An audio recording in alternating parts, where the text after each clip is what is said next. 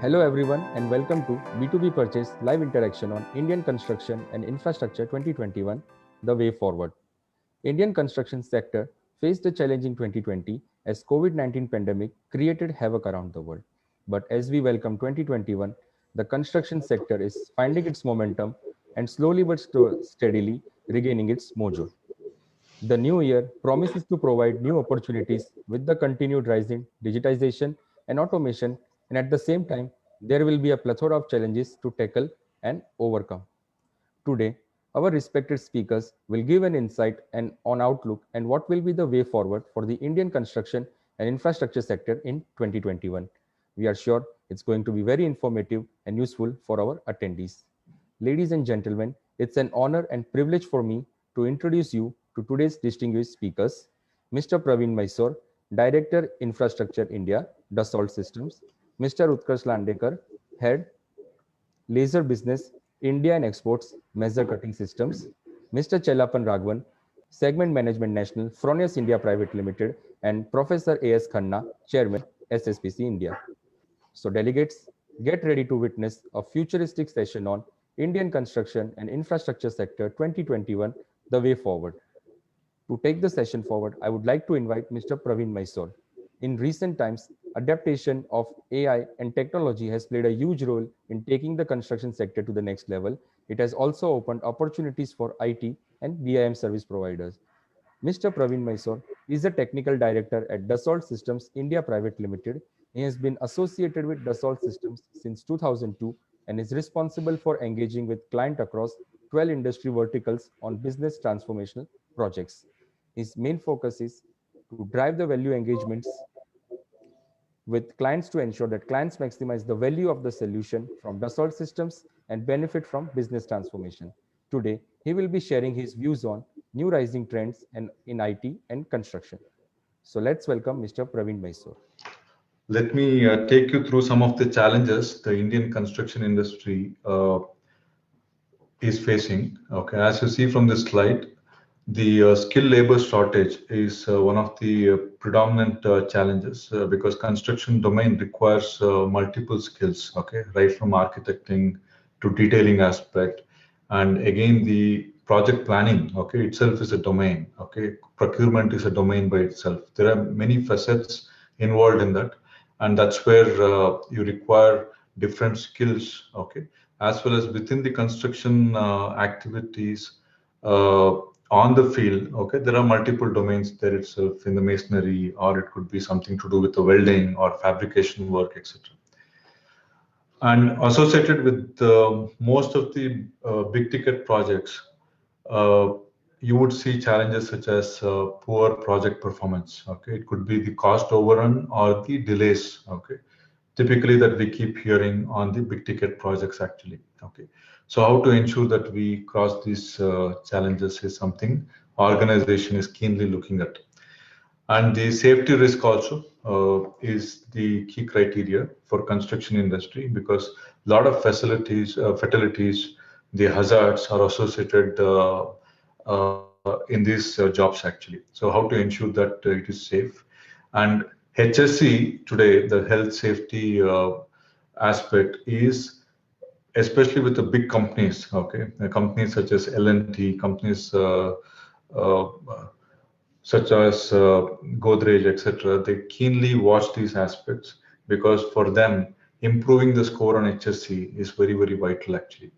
And environmental sustainability is also key because that's a direction from the government of India itself to reduce the carbon footprint. Okay, so how to ensure that the activities or the job is performed with very limited carbon emission is something that needs to be looked at as well. The cost of material is another aspect because that is something it's been perennial. Okay, the prices keep varying of the commodities, the construction material, etc.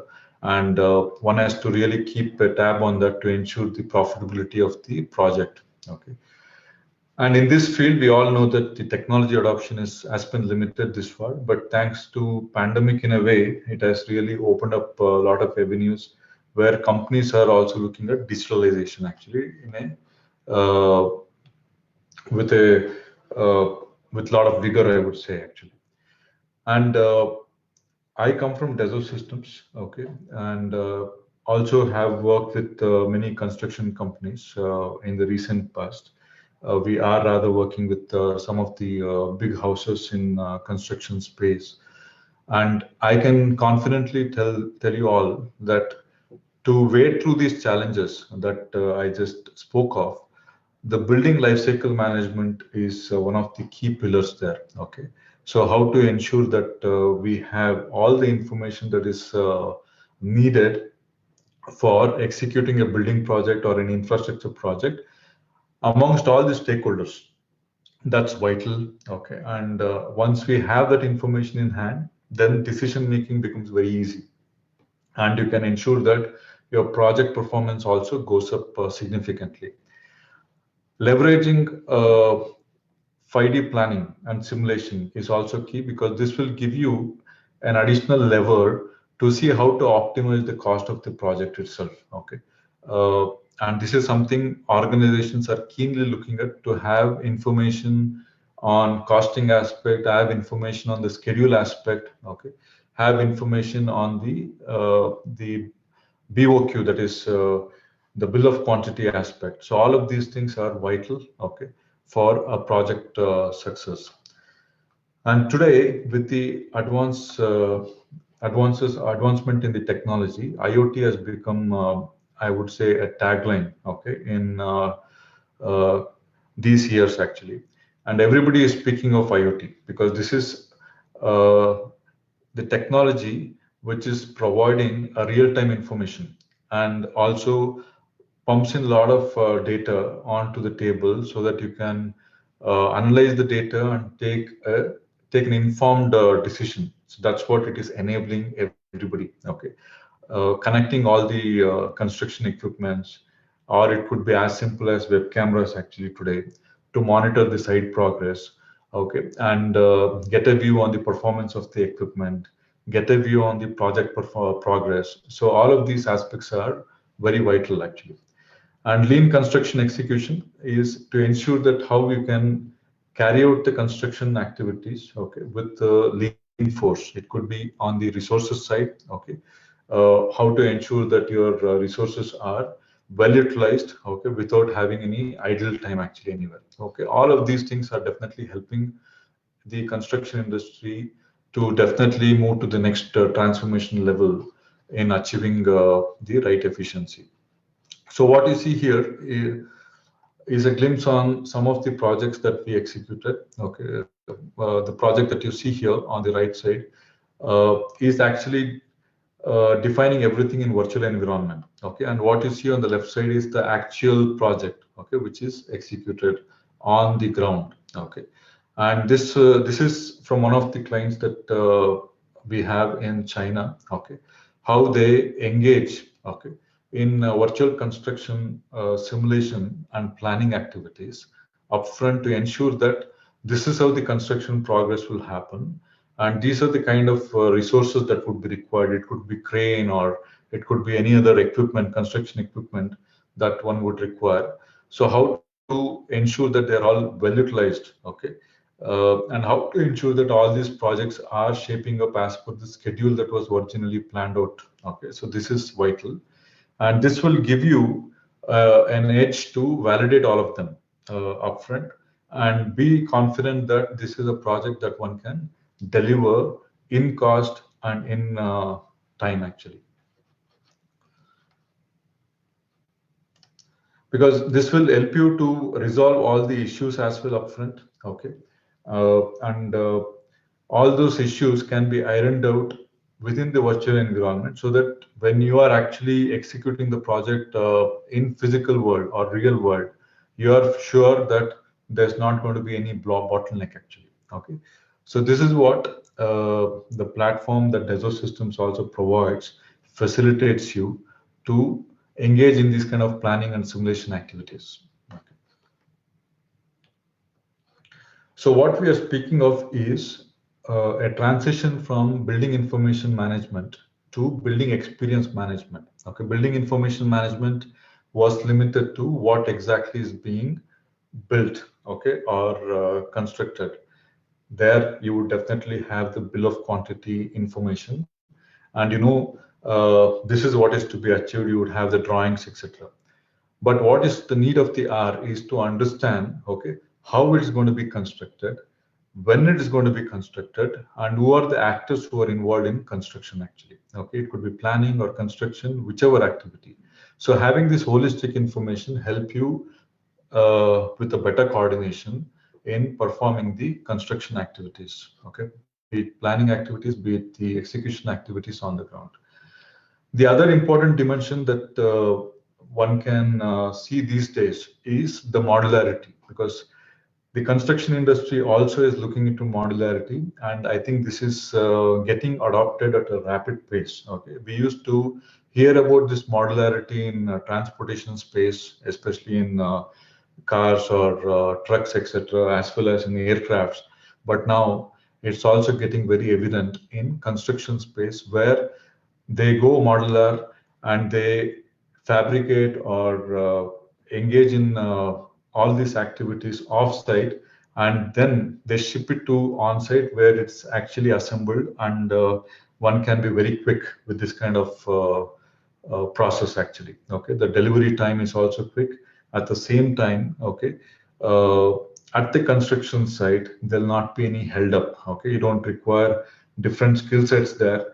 You would require skill sets primarily for assembly, okay, installation, and commissioning, and all the other activities can be pushed to the factory site actually, or the yard, okay, where the modular construction activities can happen. At the same time, I also spoke of the safety aspect. Hospital near Met in France had to refurbish a floor to accommodate COVID patients. Based on the floor plan in 2D, 3D modeling made it possible to reassemble the. So while the 3D part, as well as having the schedule information, the cost information is one thing, having a simulation capability also is very important. It could be to assess the strength of the structure or the ventilation. Okay. In this case, I take this opportunity to showcase some work that we did during the COVID time for some of the hospitals. Okay. So how to ensure that the flow of air, okay, is such that it is not spreading the infection, okay, within the hospital. Rather, it is channelized such that it is safe. Partitions and the walls of the area concerned. Assumptions were made about the patient's behavior, the impact of the cough, as well as the ventilation and air conditioning systems, including air leaks in the windows and doors. It quickly became clear that the corridors were important vectors of propagation. Simulia team members were able to use PowerFlow CFD solutions traditionally used in aeronautics or the automotive industry to simulate air movements. Different options were studied by simulating reduced ventilation and opening and closing emergency doors to understand their impact on airflow and propagation. This simulation allowed a better understanding of the phenomena and made it possible to optimize the interior layout and reduce the risks and the spread of the virus. Engineers can provide support and mentor these projects, while scientists and analysts can perform scientific simulations. Open COVID-19 is an online community that brings together passionate designers, engineers, and scientists to design and share projects and equipment to fight against. Yeah.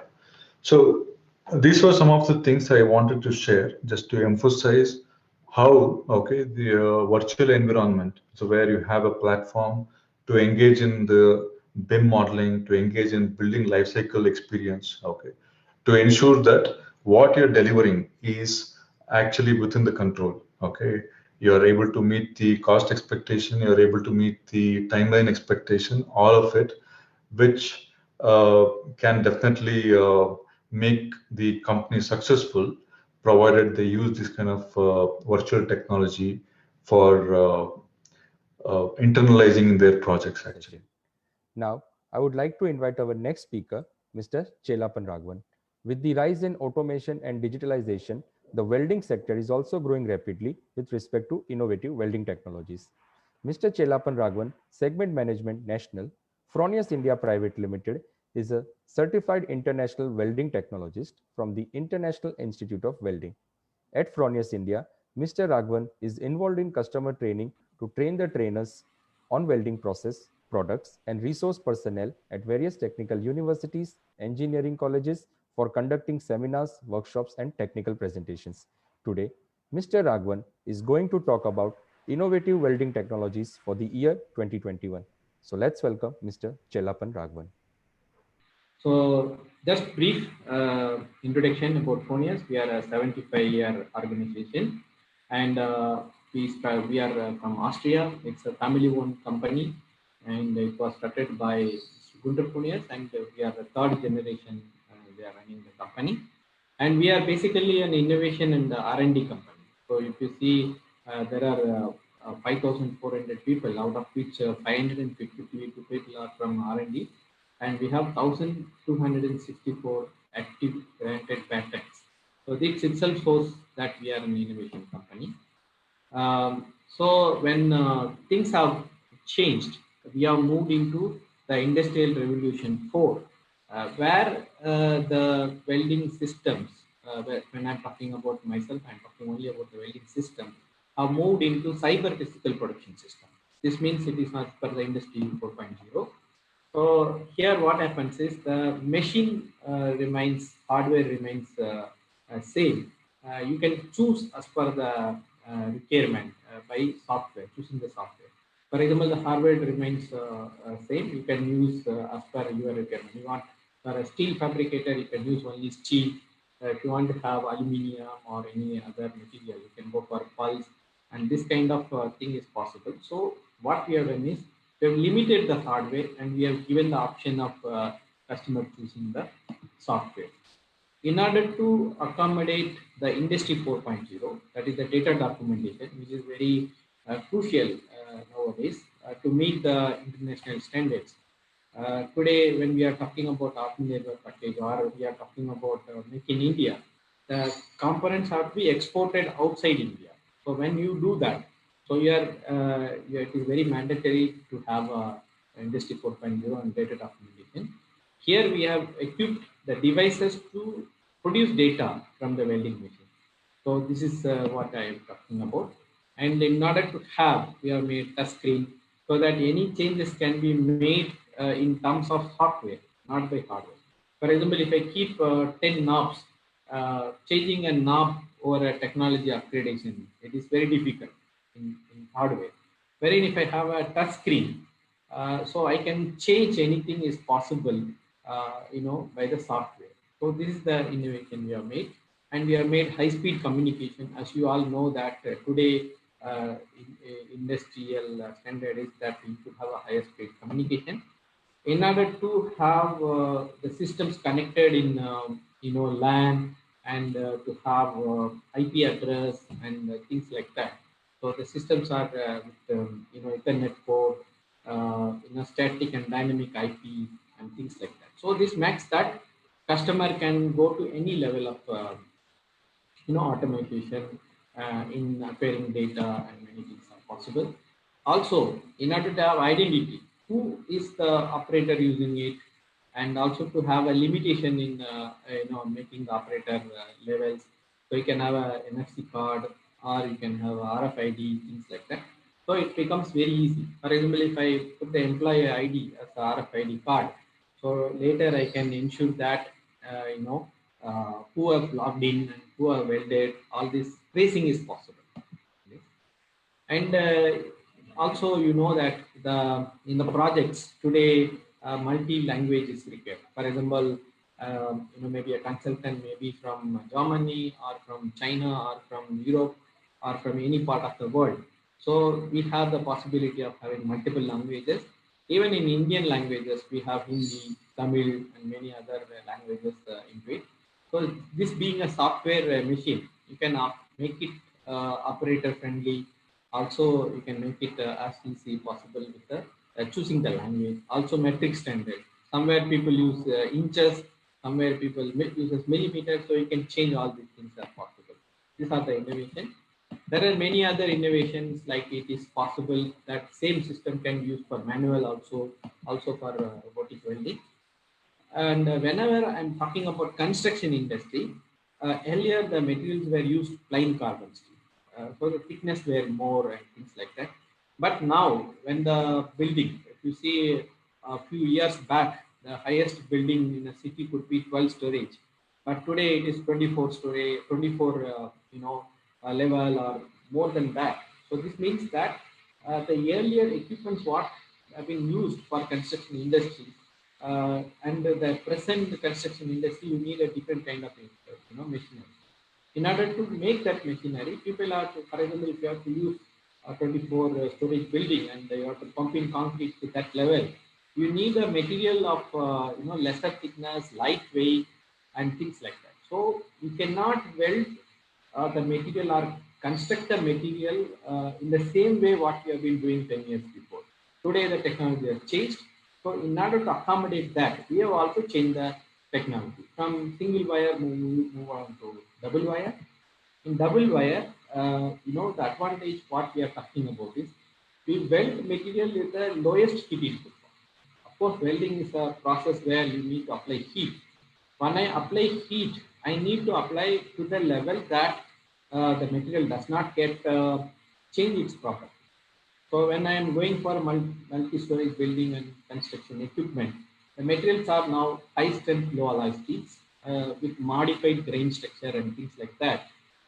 So in order to weld such material, we have developed the process which are producing very less heat input, and you are able to weld faster and quicker.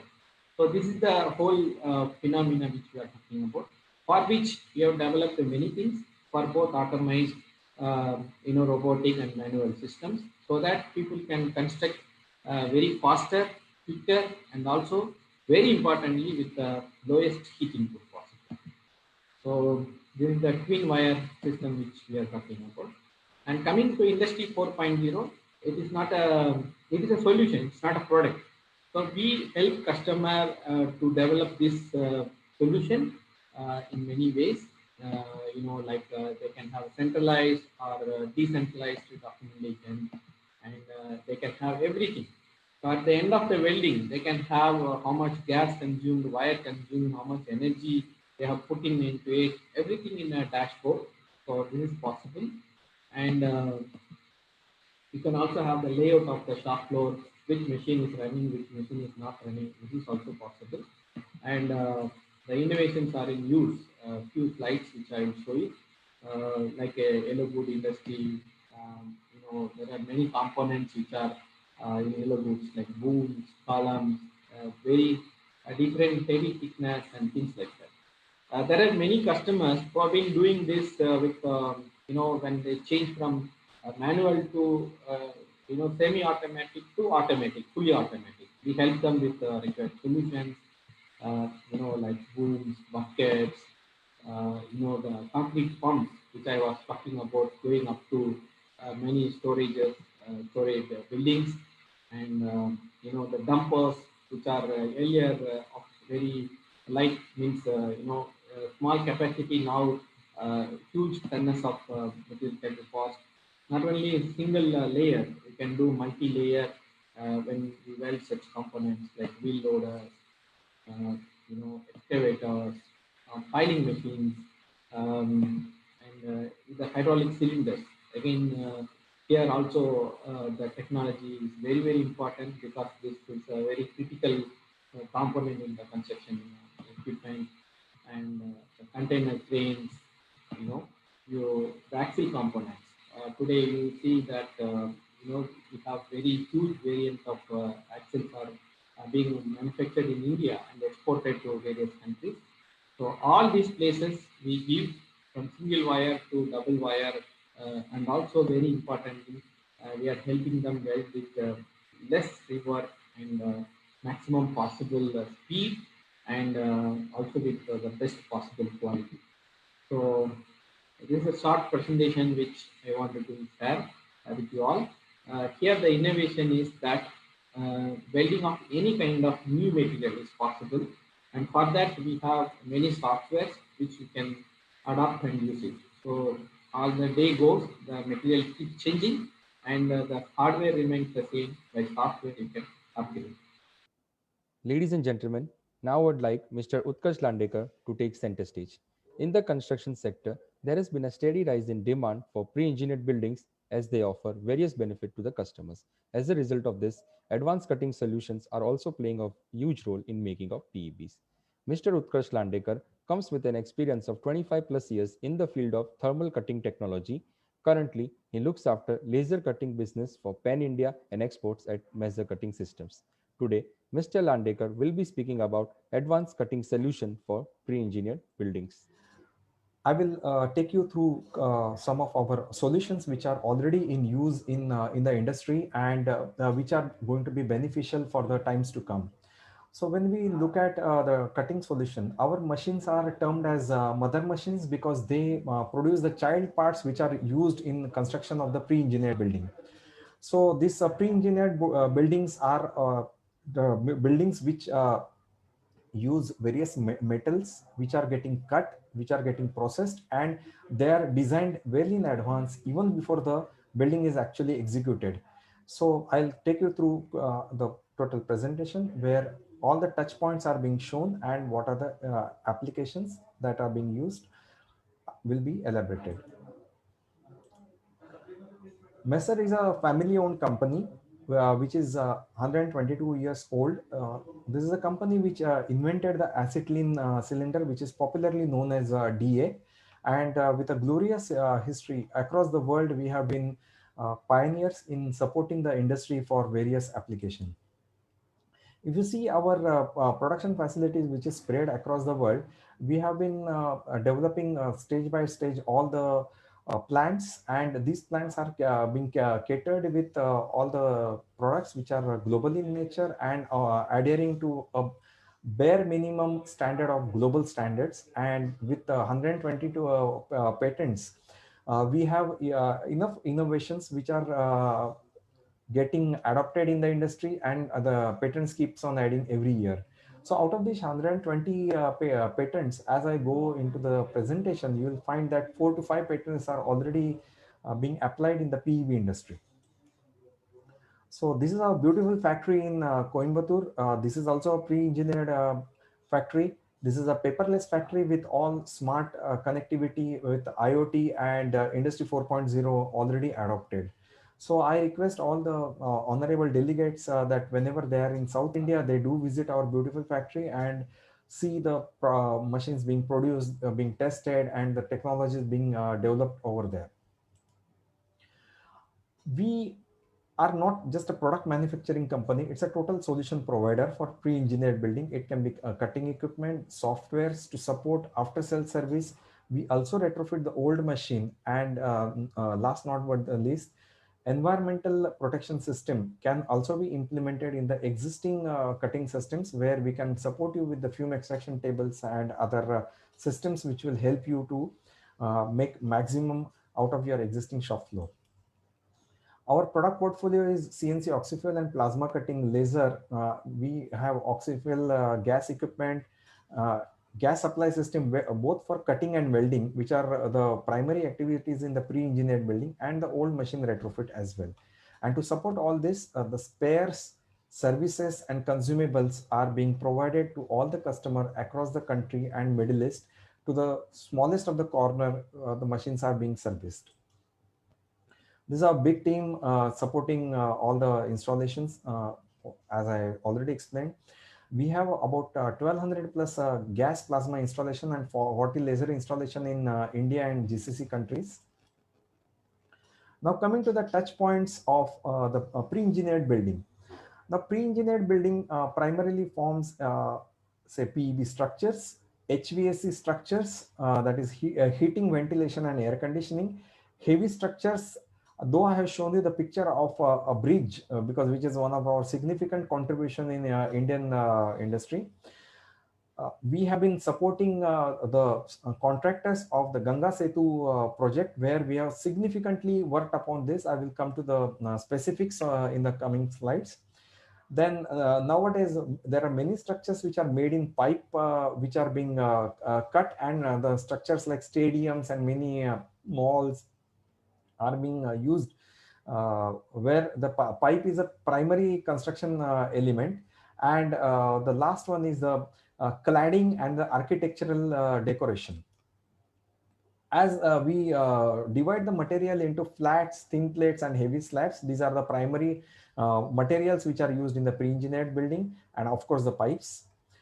The earlier process were router, sawing, and water jet cutting, but these are too slow with the growth rate at which our industry is growing. So we will today focus on thermal cutting. So thermal cutting from our Coimbatore factory, we have been supplying the equipment for oxyfuel, plasma cutting, laser cutting, and special machines are there. So like we provide complete consulting to our customers. So we give first the maximum material yield, whatever raw material they are buying, and we are giving them technologies to get maximum yield out of the material at a lowest consumable cost, as per optimum capital investment, lowest maintenance cost, and lowest power cost, gas cost. And the material which is being cut also has kerf losses, that is the burning losses in thermal cutting, are also minimized.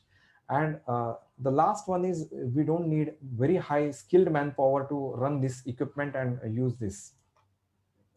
In PEB industries, what we have found, the mounting holes or the assembling holes are the key structures. So we divide them into three different categories, wherein the holes are twice the thickness of the material. Holes are same thickness of the material between 6 mm to 25 mm, which form more than 50 to 60% of the material used in the industry, and in laser less than one thickness. And also the surface finish after cutting, what is the required surface finish, that is also important. So this is a process comparison. Then next comes cost comparison. Say for example, in oxyfuel, though you will be cutting at the cost of 4 rupees per meter, but in 1 hour with one torch you can cut only 30 meters. But you can also implement let's say 10 torches, and you can be cutting very fast for PEB structures, and you will be producing 300 meters with 10 torches. And plasma cuts very fast. Plasma will cut 9 times faster than oxyfuel with single torch, but the incremental cost is little bit high. Now coming to the yield of the material. So let's say today, this is the topic of discussion. The steel prices have increased more than 50% as compared to the last year. And every material, every kg burnt is also causing a problem in the costing, and it is making the total production cost going haywire.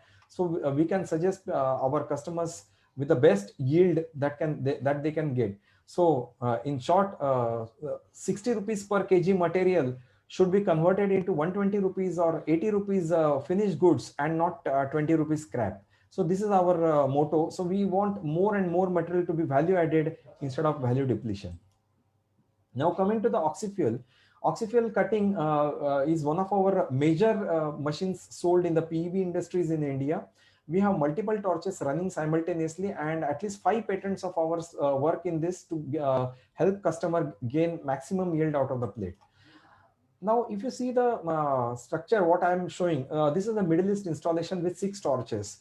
Each of these torches can be controlled with auto gas, program start stop. There is a stitch given to avoid the buckling, and there is a programmable torch spacing. So these kind of technologies which are patented are being used by our customer to save enormously on the cost, and the person can operate only from one location all the mechanisms.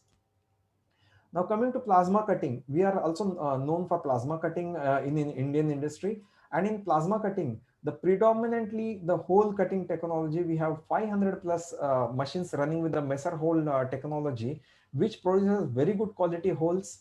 It can do fabulous markings, so that even after painting, some of the markings stay. And coming to the HVAC, we have a very smart solution called a Smart Blade. This machine comes with a software for HVAC pre-engineered buildings, and this HVAC components can be easily cut before development.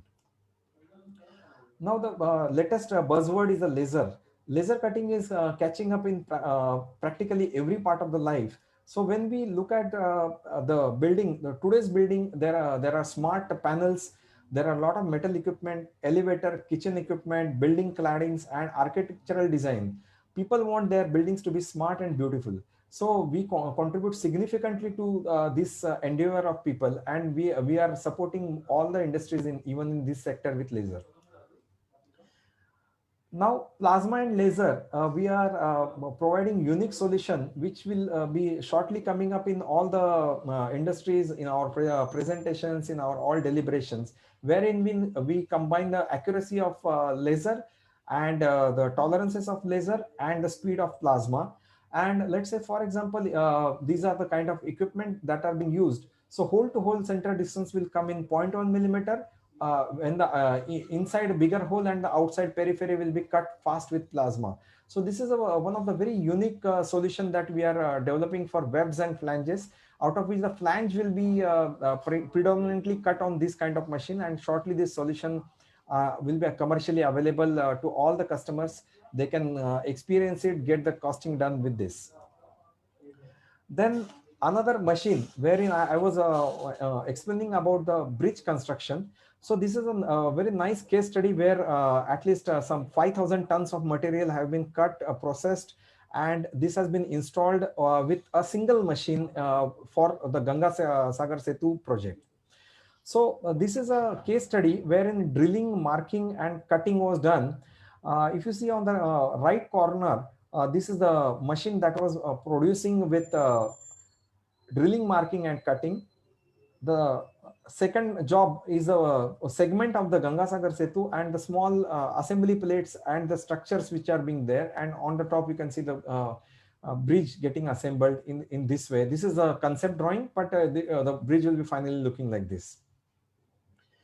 Then we also have very specialized equipment for the pipe cutting. Now pipe cutting is getting very popular in larger structures where the things have to be erected in a very fast possible time, and these structures are tubular, lightweight, and very strong structures. So these structures come in square pipes and circular pipes. So these pipes have to be cut, beveled directly. So we are also having solution right from software design stage until the cut components which can be readily used for welding. The controllers which are part of the smart solution are very intelligent controllers. Even the old machines, we can adopt the new controller, and with these controllers, I will show you the benefits what customers get. Let's say if a engineering company who is making a prefabricated structure in Tekla or Aviva Bocad, the file which are generated are generally in DSTV formats. These DSTV formats can directly be imported into our softwares, and the controller can quickly take over the nesting and even the optimization and monitoring of the cutting. So these are the smart solutions which are available. So you don't need any post processors to in this software to get it compatible for cutting machines. And last but not the least, everybody's talking about the buzzword of IoT. The machines which are already installed in the field can be upgraded for IoT and Industry 4.0. The machine can be located, one machine can be in Middle East, one machine can be in South India, one machine can be in North India. For say customers like Kirby Steel or Interarc or Zamil Steel, they can be running on the same controller, and with the cloud server, you can monitor each of the machine, the productivity, real life day-to-day hourly basis production. The production supervisor can give the inputs that today so much was cut, so much is yet to be cut, what is the production, what is the raw material requirement, and the further nesting can be made. The machine can be running 24/7, and one person sitting in the controlling or the production monitoring department can get it connected to the ERP, and he can see what is happening in my 3 plants, whichever is located in different countries. So we are in a process of automating the production reporting, and there is a seamless connectivity available. So just with one mobile app, you can monitor several machines at a time. And we have successfully implemented 2 such projects, one in Middle East and the other one in South India. These processes are working with all the solutions which you can see. And with this solution, the future, whatever upgrade comes, you don't have to physically change any hardware part. It will be updated on the cloud. So what we call it is over the air upgradation of the programs can happen. The programs can monitor the machines, They can optimize the utilization, real-time monitoring, and machine productivity can be seen by various levels of management, where people will be able to look at what exactly this machine is doing for them. Then comes the smart factories, where even the plates that have to be stored properly, barcoding to be done. The machines are able to read from the barcoding what this plate supposed to be meant for. This raw material was purchased for which project, how it can be called for, and the solutions that are available are in laser and in plasma. So we welcome our delegates to discuss with us. We can definitely work out all types of solution where you can store, let's say, for example, 51 tons of material in one single tower, or even more, depending on the thickness of the plates. And you can easily handle several varieties. Like the image what you see on the top shows 17 varieties of plates that can be stored and handled, and totally automated, with one person running several machines with one storage location. So this is the kind of level we can get into. So this was the things what we have been implementing for, say, Tata Blue Scope, Kirby, Zamil Steel, Butler, Albapten, Tiger Steel, Interart, and there are several names. Today the time is very short, otherwise we could have discussed some of the applications also in details. And do write to us for the smart cutting solution for any of your PEB need. If the solution is available in our global portfolio, we can definitely offer. If not, we can customize the solution and develop customized things to you. And this is the email ID, and this is our website. So you can write to us. You can post inquiries on our website, or my contact details are also available. Now I would like to invite our next speaker, Professor A.S. Khanna. The role played by paints and coatings in maintenance of the construction structure cannot be neglected, as it also differs from project to project. Professor A.S. Khanna is the chairman of SSPC India, a professional body focusing on surface engineering and coatings, and has conducted more than 250 training programs on paint coating certification and quality assurance. Professor Khanna, in his 27 years at IIT Bombay, focused his research on corrosion related topics and surface engineering. He also has 5 patents to his name and attended several international conferences and presented papers. Today, Mr. Khanna is going to talk about paint coatings for various construction activities. It was a very nice session started by B2B to enhance the business activity and share some of the modern and latest technologies which can bring the construction process very fast, clean, and I also use the word to some extent corrosion free. You know, the technology of laser cutting, laser welding, laser engraving, laser shaping is one of the technology which is very close to me. I have 5 PhDs in laser surface modification and cutting. So today, if you go to any big construction company of auto, or even prefabricated things, or even power plant equipment generation, you cannot work until and unless you have a laser facilities for cutting, engraving, making holes and sections, so on and so forth.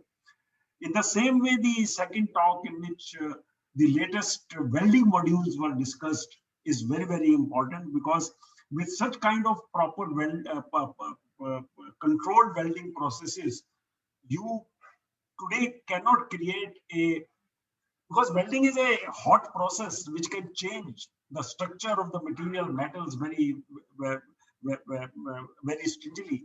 So until and unless you have a process which tries to uh, overcome these things or avoid these things, your structure may not be very safe. So that is very important.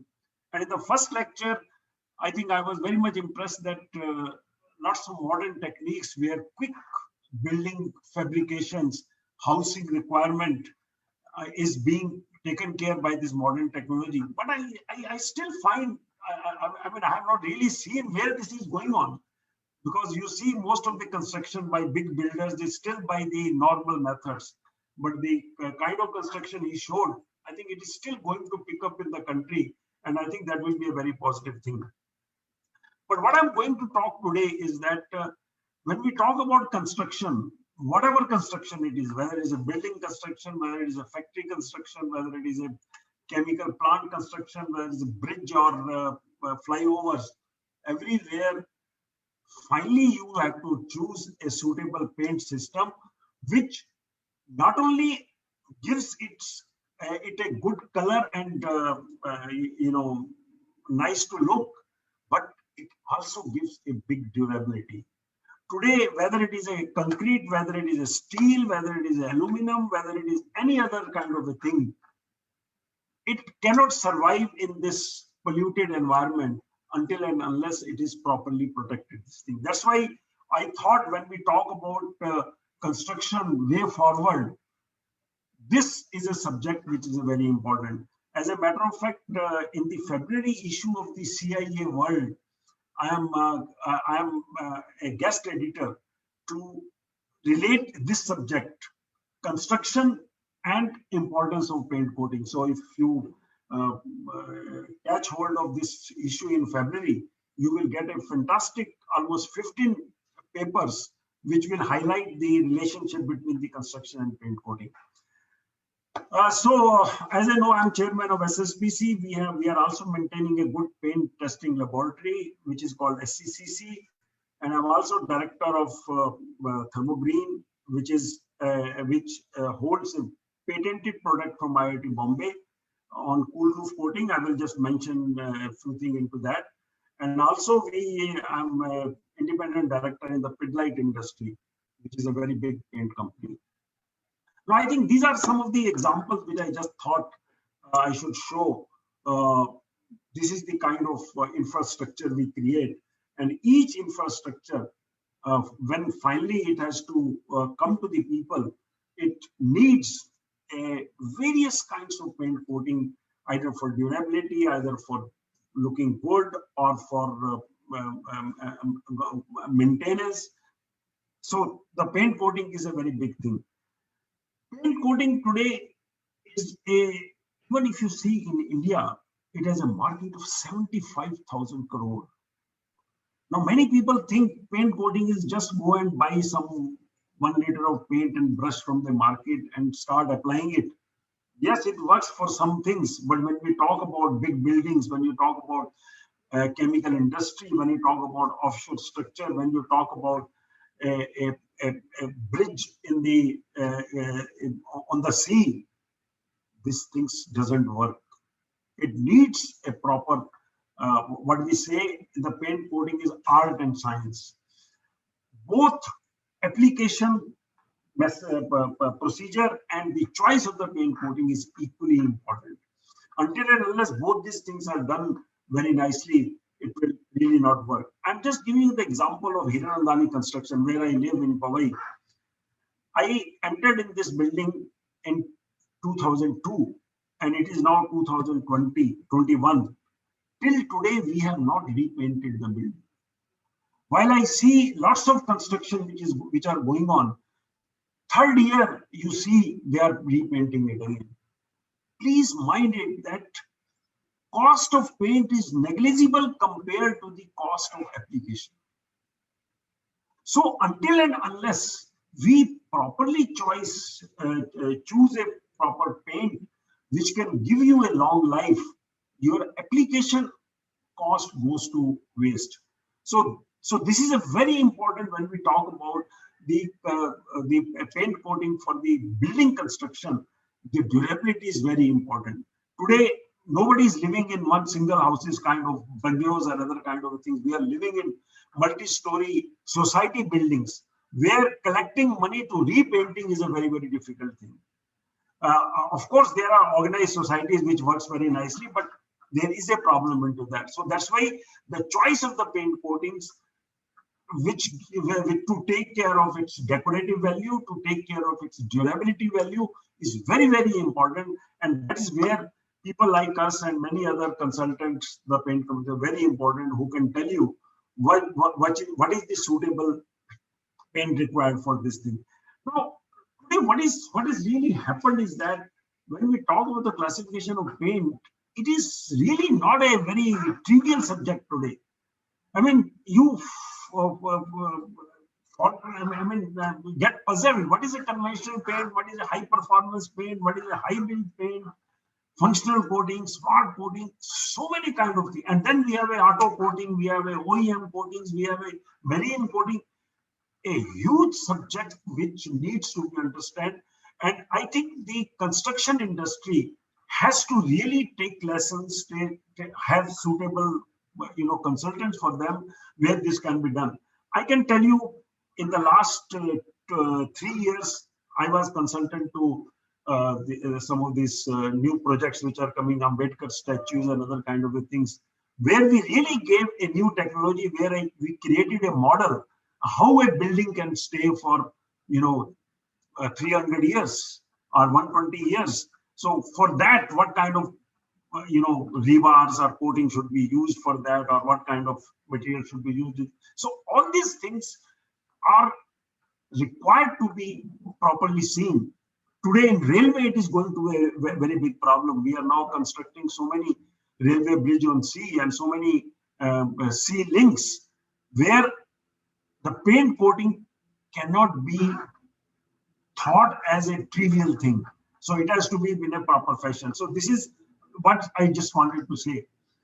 Hey, the word smart is very, very famous. Everywhere you want, in offices you want smart people, equipment you want smart equipment, and all these lasers with robotics and other kind of things are really examples of smart things. But there are smart coatings also. And smart coating, the definition of smart coating is that we generally consider coatings are for decoration and protection. Now there is a third component into that is called smartness. Smartness means that along with these two functions, the coating also does some action. And that action really makes the coating suitable for very different application. Some of the, a few examples I've given: hydrophobic coatings which repel water, anti-dust coating, which is a very important requirement for our buildings where we have lots of dust coming from the sea shores and every kind of thing. Anti-static coating is a real problem today. We find we walk on the road, suddenly you find that current comes in your legs. You walk on a railing and suddenly you put your hand on the railing and suddenly you get a current. It's very important. Self-healing. Self-healing coating is a concept in which you want to make a paint coating exactly the way your skin. Like when you have a small cut on your skin, even if you don't do any ointment, your cut gets healed in maybe 2 hours, 5 hours, or 2 days. Why? Because in your blood, you have some kind of healing cells which reach at this point and try to cover the whole thing. In the same way, we have today self-healing paints which enhance the life of the coating, even if they are damaged due to mechanical failure and things like that. Conductive coatings, very important things for aerospace application and many electric applications. This is the example of a hydrophobic coating where you can see, irrespective of whether it is a wood, whether it is concrete, whether it is glass, paper, thing, is a very important thing. A lot of commercial things are available in the market, and this concept leads to so many applications. Today, you talk about if you want to save your buildings from corrosion, if you create a hydrophobic coating on the top of this thing, the water, which is the main thing to cause the damage to your structure, will be repelled. Today, we are making buildings which are 100-floor buildings of glass. How to clean them? If you apply such kind of hydrophobic coating right in the beginning, then the dust and everything will automatically get clean, and you will get a self-cleaning effect of this kind of things. In your spectacles, you see in the high humid areas, your spectacles get fog. Using hydrophobic and hydrophilic coatings, you can overcome this problem of these things. So these are some of the examples of this kind of a thing. This is the example I told you about self-healing. Now, the first case, A, B, C, are the situation where there is no self-healing product. But In the B and C, we have the self-healing activity into that. Now the A part, even after 24 hours, it is seen in the crack mode. But these two places where we have the healing materials into that, they get healed into that. And this is the situation we want. If a coating has a life of, say, 5 years, can I enhance its life to 7.5 years or 6 years by adding these small particles, small healing things into that? It's a very important thing which is coming in the next few years. You know, we in one of these talk, in the first talk, he talked about, we use concrete technology or any kind of things where we can save electricity. And today, India, which is still constrained in the electricity production, and we have in summers, we are really have lots of power cuts and kind of things. And as a result of that, today, India is going with lots of technology like solar and wind. But we have found a very simple technique of saving electricity by using a so-called solar heat reflective coatings. Now, the solar heat reflective coatings are special coatings which, as you see this in this diagram, this red portion is the so-called the infrared thing, which gives heat on the roof. If I create a paint system which absorbs this heat totally and throws it back to the environment, I create a solar heat reflective coatings. And using these coatings, I can bring the roof temperature very low. And as a result of that, I can bring cooling on the surface, and hence my rooftop house will get a temperature drop of 8 to 9 degrees centigrade. This is a very simple example which I have shown that if you see this sample, that without putting any coating, the ceiling temperature is 46. And after putting our coating on the top of that, it drops to almost 14 degrees inside. And then if you convert it into the real drop in ambient temperature, it is around 9 degrees. That's what exactly told. So this is a technology which is required today to be put in our concrete buildings, with our warehouses, with our temporary sheds of industry and other kind of a thing, to save a lot of electricity. And the answer which I am giving today is that a simple house where we use a 1.5 ton of AC, and if we run only 10 hours a day, I can save almost 7 units per day and almost 314 rupees in one AC. And if I convert it into a carbon footprint, then 7 unit is converted to 4.2 kg of coal burned per day. So if I use millions of such kind of a thing, I can save so much of carbon footprints and hence save the global warming.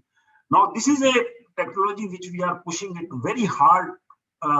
And I think in the B2B, the coming issue, I'm giving a question answer session into that. So if some of you catch hold of the next issue of the B2B, you will get more details about this technology. Now, the last part which I just want to talk about is the nanotechnology. Today, nano is introduced everywhere. So what is this nanotechnology and what it does, and how paint coating is taking today a lot of benefit out of that? As you know, the coatings, when we talk about coatings, are nothing but the organic resins. And the first choice of making a paint coating is choose the resin as per its chemistry. Like, for example, alkyds are the weakest thing which are used in the less corrosive areas. Epoxies are the best. But that is the first choice. But when you want to find out the micro benefits to this thing, then we add various kinds of additives and pigments. They basically tune your coating to that extent. Now, if I just try to tell you that these additives and pigments, they are added with suitable particle size and distribution. If I just focus on the size, then I find that if I go on reducing the size of these additives or pigment, the effects, maybe corrosion resistant, maybe UV effect, maybe other kind of things, they go on increasing. And when I reduce the size to almost nano size, the effect is maximum. And that is exactly what I'm trying to show you in the next slide, that if I take large concentration of microparticles and still try to distribute in the resin, they are still distributed as I have shown in A. There is still a lot of area where irrespective of the high concentration, the resin is still lying to be affected by sunlight or any kind of a thing. Now, in the same thing, I reduce the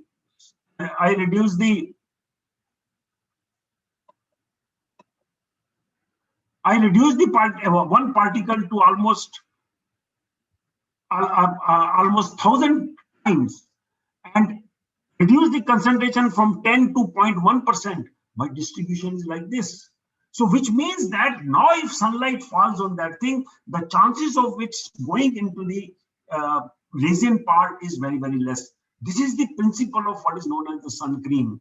You will get a sun cream in the market which costs 50 rupees. You will get a sun cream which is cost in the of the 500 rupees. The 500 rupees one has a proper distribution of the nano zinc oxide, which tries to absorb all sunlight from there and doesn't hit your skin. Now, same nanoparticles, if you now change the shape of the nanoparticles from a simple granule to flakes to anything like that, then its effect is different. So today I'm trying to show you that graphene, which is now today a very important thing, and next decade is the graphene decade. And if you take your nanoparticle in the graphene form, which is a 2D structure, the effect is very, very effective, even with 10% less concentration into that. And that's why today we are trying to create a lot of graphene product in the market where you can replace the costly zinc, which is useful for many other applications, and you will find. So you can see in this view graph that this is a normal primer, organic zinc rich primer, where we use 76% of zinc. This is the specialized inorganic zinc primer, where we use around 86% of zinc. Still, if I make a primer with just 1% of graphene, it is almost 5 times corrosion resistant better than the inorganic zinc silicate and 20 times better than the organic zinc rich coating. So this is how one really sees that the graphene based products are going to enter into the market in a big way, and next decade is going to be there. One of the very important things which you are going to see of the graphene in the coming year is the seawater cleaning, converting seawater into normal water, where graphene is perhaps the best thing into that. So as last remark, I can say paint coatings are the integral part of the infrastructure, construction and architecture. We need consultants, architects, engineers who exploit the large variety of specific paint coatings for specific functional application. Paint is life which imparts colors, happiness, and positivity. Durability is an important factor in paint coating. So I think with these very common remark, I can reiterate that any construction activity cannot be separated from the paint. And paint is the integral part of the construction activity. And that is the message I want to give. Thank you very much for your kind attention. My question to you is, what are the challenges to make this virtual twins or other digital solutions as a common practice for Indian construction projects? See, technology, when I say it is not definitely new to construction industry, but the adoption has been slow for sure. Okay. The way that we have seen in other industry segments such as automotive or aerospace, today technology is at the core of the business actually. Without that, they won't be able to today imagine to perform their business. Okay. And I think we can see that happening in construction space also. Okay. If you look at Western world today, by and large, what used to be even the rudimental 2D drawings, okay, have changed over to 3D. Okay, there also, and their coordination at the project site, etc. They're all using tabs, okay, mobile phones, okay, for coordination work actually. And I can also see same synergy, at least to start with the big companies within India, companies such as L&T or GMR, Godrej. Okay, we can see that already happening. Okay, it's not that still they are following the rudimentary practices in this industry. They are also elevating. Okay, they are catching up with the technology pace.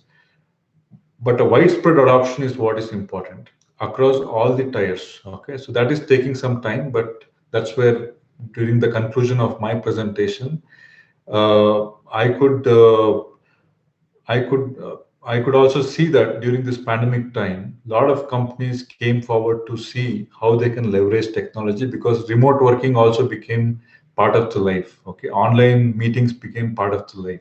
So all of these things entered into the industry, and the adoption has been at a faster pace now.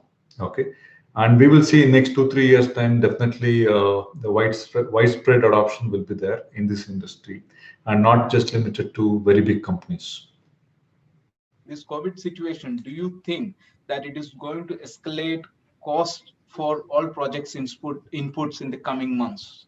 Now, if you look at not really, because technology, if you dissect and understand, it's one of the key attributes, okay, to reduce the cost of the project actually. Okay, I'll just give a very rudimentary example here. Okay, supposing 2D drawing, okay, is what one is leveraging, and then he's constructing a building or an infrastructure project. And if there is a change in between, okay, to incorporate that change, the kind of struggle they put up actually, right? And the kind of effort, the time that goes in, okay, it's longer time compared to what you would otherwise do with the 3D based engineering actually. That itself shows, okay, you can compress the time, okay, to a large extent, okay, and expedite the process.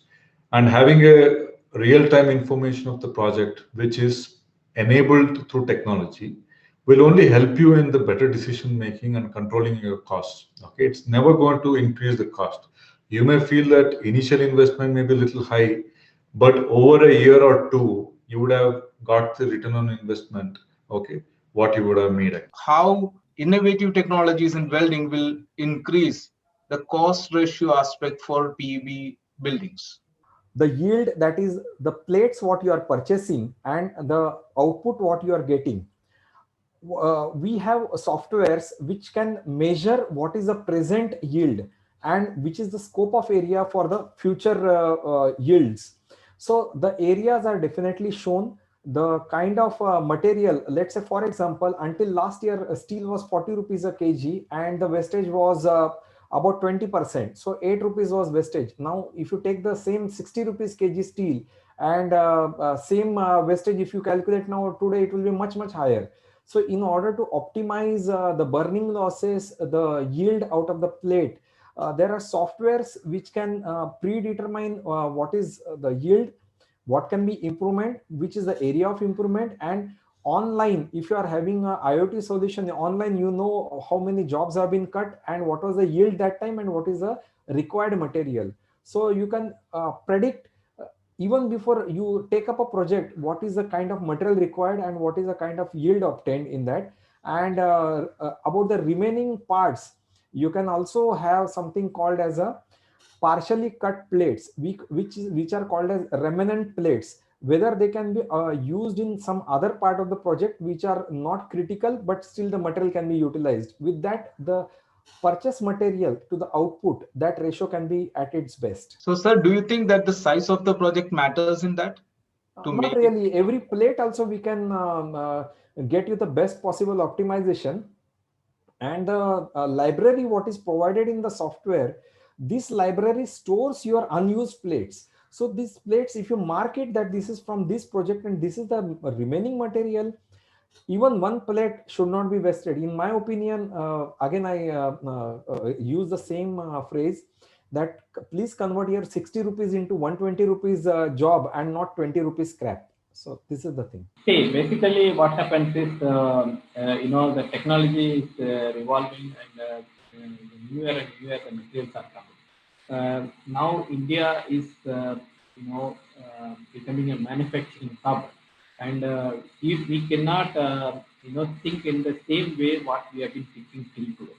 Now, if we are thinking of exporting to other nations, if we are thinking of making quality products, So definitely we need to think about using the latest manufacturing processes, whether it is cutting, welding, painting, or whatever it is, including the whole the session is talking about that is that how do we use innovation to make use of the best output.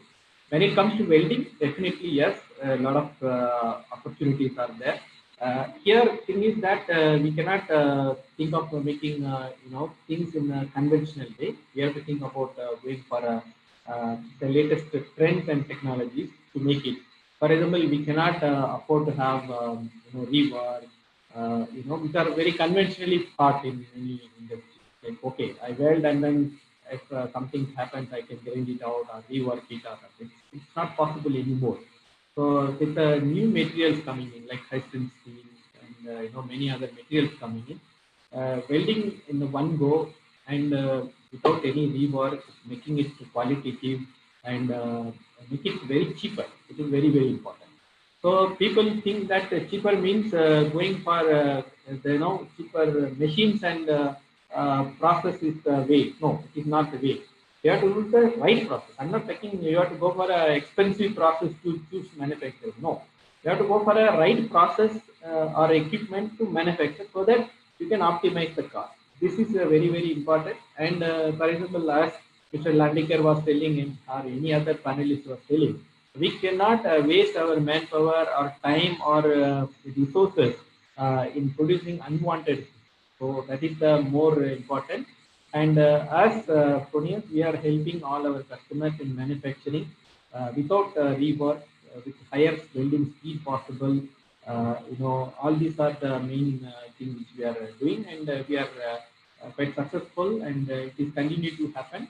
And this pandemic has given another emphasis in the industry to make it quality. Earlier, when we talk about quality, there are people who listen was very less. Okay, yeah, when time comes, I will do it. Now, no. Now the time itself become a very constraint. Even the quality manpower is a constraint. Everywhere there are challenges. People now very clear for it, and we could see in the last 5 6 months that demand for quality is going up. And I am thinking that this is the right trend, and it will continue. And we are hoping for that. See, today, the cost of the kind of machine Mr. Raghavan showed, the kind of lasers which Mr. Ottengan was showing, they are costly. But you see the overcoming of the conventional problems. Now, welding is such a subject where it depends upon the person who does the welding. Until and unless he is properly qualified, there will be a mistake into that. You can imagine a wrong pass or wrong heat going into the system will spoil the material. Now, when we go with the robotic welding, when we go with a welding where it is controlled by the equipment, you have the heat going into the system is very systematic, and the damage to the component is very less. So on one hand, we are spending more money on the costly equipment, whether it is a laser cutting or laser welding or even instrumental welding, but the amount of material you save in wasting and delay in checking it and all this kind of thing is overcome. So the question you asked was that whether these new machines are costly compared to the other one. Definitely yes, but they compensate the lot of unskilled people who try to move here and there and the work into that. Yes, there may be some problem in leaving out some people from the job point of view, but then when we talk about quality, these cannot be compromised into that. Now my question on these things, see, you have seen during this thing, anybody walks into the house, I should not touch this, I should not touch it. All societies, they have put those person with a wood rod to use your lift things with that. All these kind of things are have been experienced with a lot of people, and I myself have worked on in 2016 on creating some kind of antibacterial or anti-virus coatings into that. And they are really possible, and there is not a very big uh, uh, uh, strong technology into that. But technology is to prove that this is taking care of that. Now, there is no lab today who can test your COVID, they can give a certificate on the COVID, because he has to create a very special facilities to get the COVID virus into the system and then check into that. So that is the biggest problem. I can tell you, to make a bacterial resistant coating or a antivirus coating is not a difficult thing, and I have the technology. I have the patents for that. Somebody can want, I can give it to that. But the problem is somebody has to test it and tell. Today, what testing we are getting? Okay, we are your original paint is having this much bacteria, and after that it has been reduced to this, so it is working. But there is, and then second is the RNA virus. RNA virus is basically the kind of thing which COVID also has. There, somehow you have to peel it off. You have to remove it from there. And for that, one of the most important things which can do is nanosilver. Nanosilver, if you add into that, then it can, I mean, even if you have not tested, I can assure that it can give you a kind of a thing for at least a week or so on that metal surface or plastic surface or this thing, the bacteria will not come. So technology is not a very difficult thing, because many of these things are available in this thing. But the problem is somebody has to give me a certificate that, okay, this paint is definitely removing this virus from this. Yes, I think 3D printing is evolving not just in construction space, in all the fields. It started off with the medical field, so where they wanted to use 3D printing, okay, for even dentures and various other things. And now we rapidly see that adoption in various other industries as well. And the first ever 3D printed building was there in Paris, okay, about 5 years back, if I recall properly. And L&T has made it possible in India, okay. And of course, this is also setting a new stage for Indian construction industry. And 3D printing is a little bit costly proposition, because the material, etc., whatever that is used, okay, it is still in the research and development mode, okay, and it will take some time, okay, to make itself available to general public at a lower cost. Actually, I think things will evolve over time, and you will see that this technology also shapes up in a big way. Mr. Pramod was asking, my question is, what is the impact of high power fiber laser machine in construction industry? High power lasers are catching up in the industries, and they are coming in the main stage, wherein, as I have shown you, that cladding, even small door frames today are getting laser cut, and the thicker material are getting cut with high power laser, and every year the price of laser is dropping per kilowatt. So the system which was costing say X amount 5 years ago has become 0.5x. So with that, the amount of material you save during laser cutting, it is very economical to cut even construction grade materials and save immensely on the post processing and pre-painting preparations as well. Yeah, Mr. Praveen was talking about 3D printing. So just I wanted to add that it is not only in construction field, it is also in welding field. You all might have read that NASA recently used company 3D welded, component for the launch. And not only it is there in construction field, it is also there in welding field. Thank you, panelists, for exchanging your valuable thoughts on today's topic, Indian Construction and Infrastructure 2021, the way forward. Delegates, we hope you have enjoyed it. Before wrapping up today's session, we would like to thank our distinguished panelists, Mr. Praveen Mysore, Mr. Chellappan Raghavan, Mr. Utkarsh Landekar, and Professor A.S. Khanna. I would also like to thank my editor, Mr. Prasad Nair, for taking this initiative. Thanks to all the delegates and viewers. So with this, we would like to announce closing of today's session. Request you to stay tuned for more such sessions. Thank you and goodbye.